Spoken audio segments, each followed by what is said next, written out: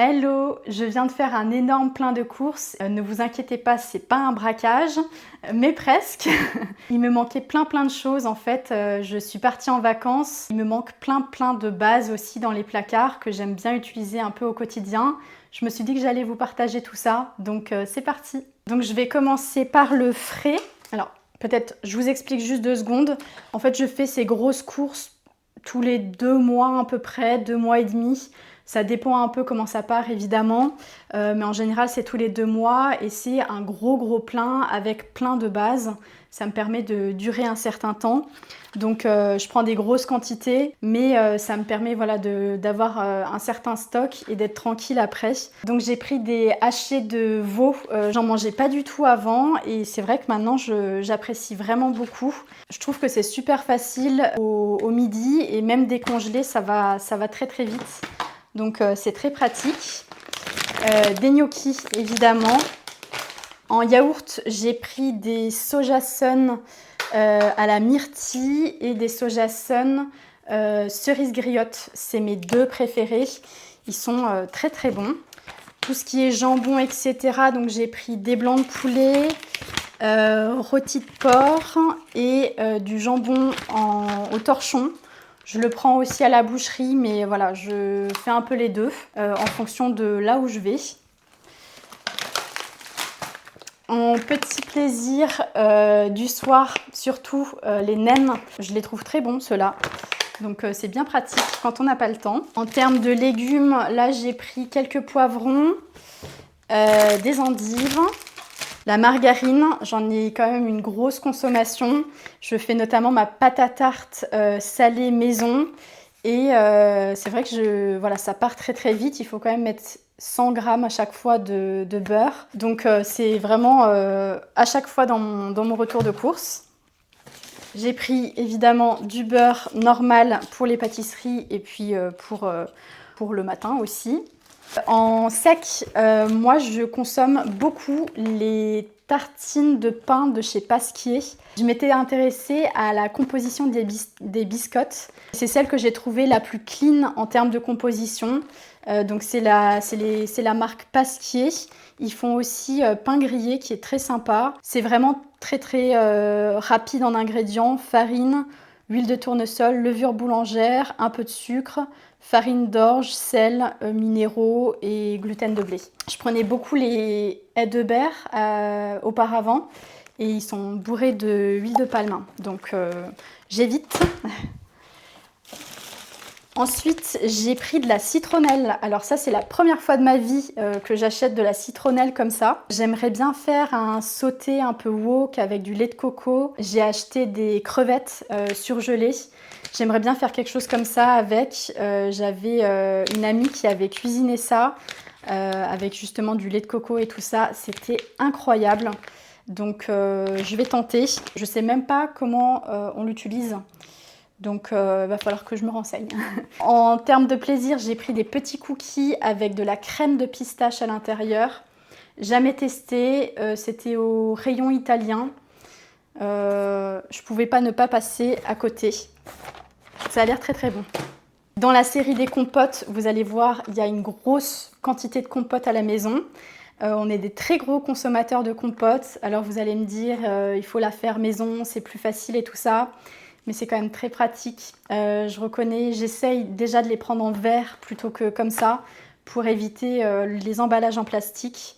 Mais on en a quand même une quantité très importante et ce qu'ils proposent en grande surface, c'est quand même de très bonne qualité. Donc voilà, j'essaye de faire maison, mais pas tout le temps, j'avoue. Donc une pomme fraise en gourde.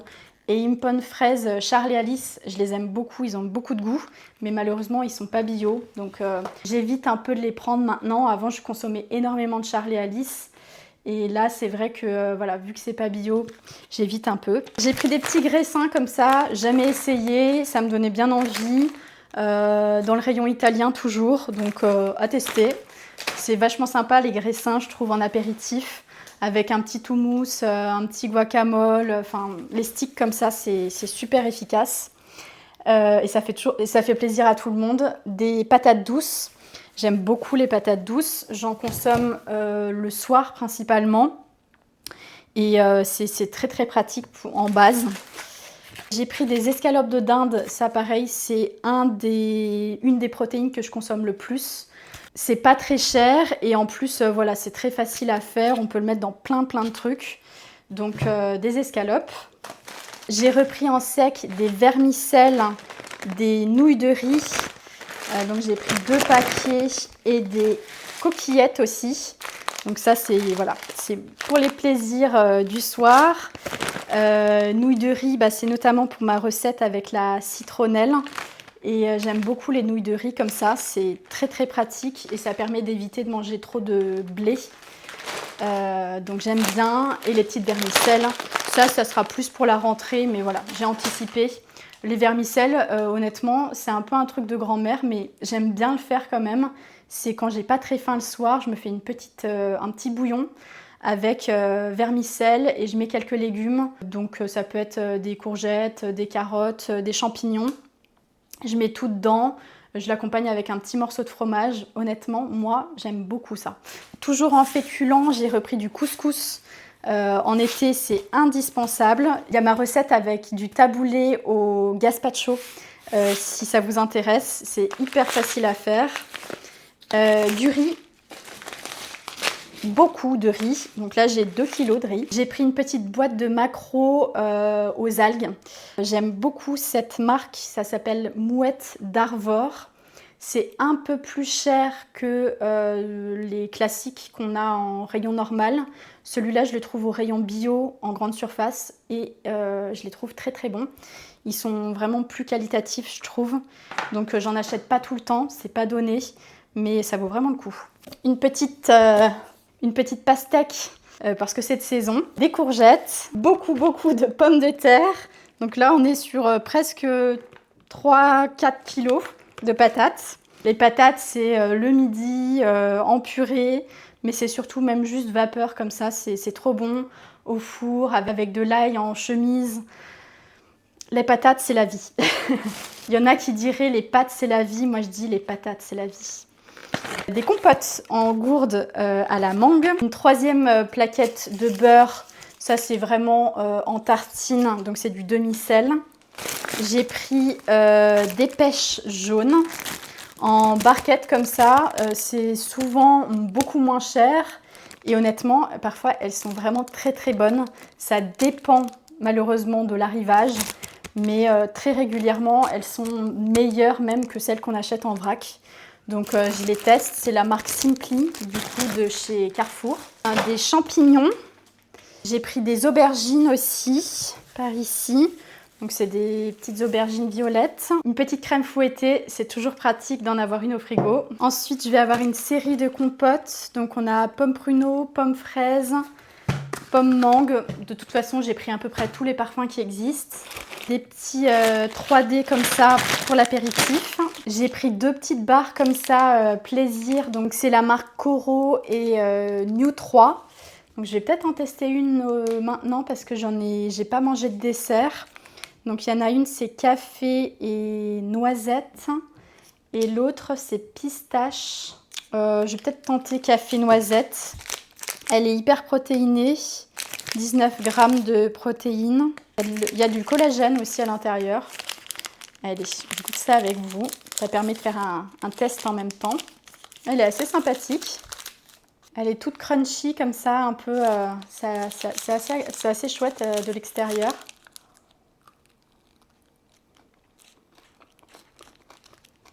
On sent bien le café.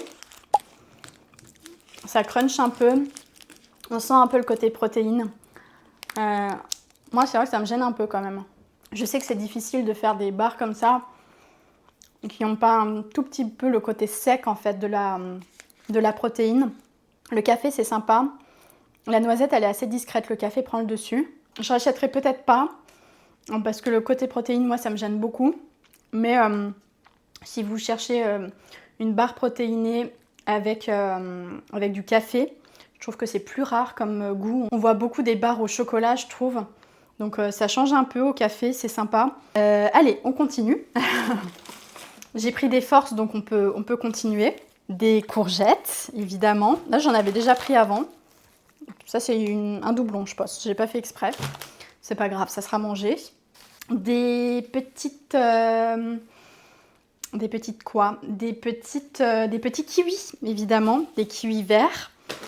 Ça, il y en a toujours à la maison et moi, pour les garder très longtemps, je mets une partie au frigo. Ça se garde très très bien et je les sors un peu la veille ou quelques jours avant quand je veux le consommer. Une mayonnaise. Il y a un peu tout dans le désordre, hein. Des abricots, un petit paquet de pistaches, donc on est toujours sur les apéritifs. 2 avocats, ils n'étaient pas trop chers ceux-là, d'habitude c'est 4 € je crois les deux comme ça. Là ils étaient à 2 € ou 2,50 je crois. On a fini un saké, on a fini un sachet. J'ai pris un petit ketchup, j'en consomme plus trop mais c'est quand même pratique d'en avoir toujours un au frigo. Et moi j'aime bien l'association des deux, donc quand on fait des frites ou des trucs comme ça, j'aime bien quand même en consommer. Mais j'en consomme pas assez, donc du coup les petits comme ça c'est très pratique. Un deuxième, je me disais bien que j'en avais acheté un deuxième, donc c'est toujours des petits filets de maquereau. Très pratique ça en protéines. Et puis en été c'est encore plus pratique, on a juste à ouvrir la boîte, on a une protéine déjà toute faite.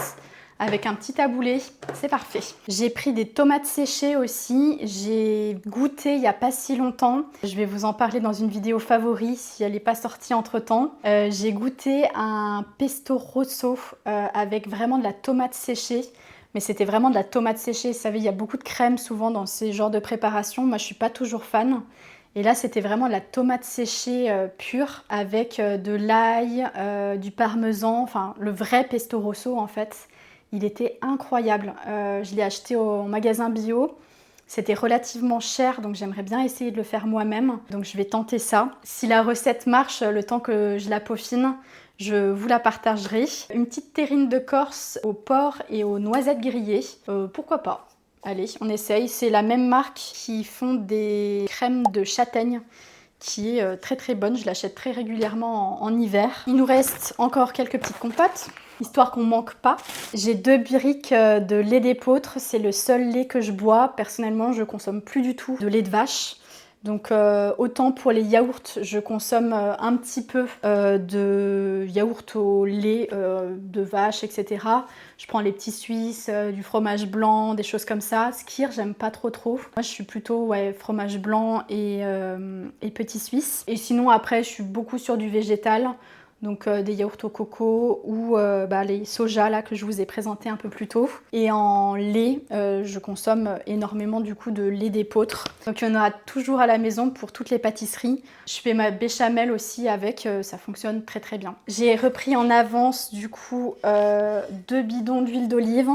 Parce que ça c'est toujours bien pratique d'en avoir en réserve. J'en fais quand même une grosse consommation, moi je cuisine que avec l'huile d'olive. Ensuite on a du papier toilette parce que oui c'est aussi important d'en avoir toujours en réserve. Niveau ménage j'ai pris du vinaigre blanc, j'ai mon pommeau de douche qui est assez entartré par du calcaire et j'ai vu qu'il était possible de nettoyer le pommeau en le faisant tremper dans du vinaigre blanc. Avant de le changer, je voulais essayer parce qu'il y a plein de petits picots, vous savez, sur le pommeau qui en fait est ferme, ne marche plus parce que je pense que c'est bouché en fait par le calcaire. Donc j'avais envie d'essayer avec le vinaigre. J'espère que ça va marcher avec du vinaigre, mais si vous avez quelque chose de mieux ou si le vinaigre c'est pas une bonne solution, n'hésitez pas à me le dire.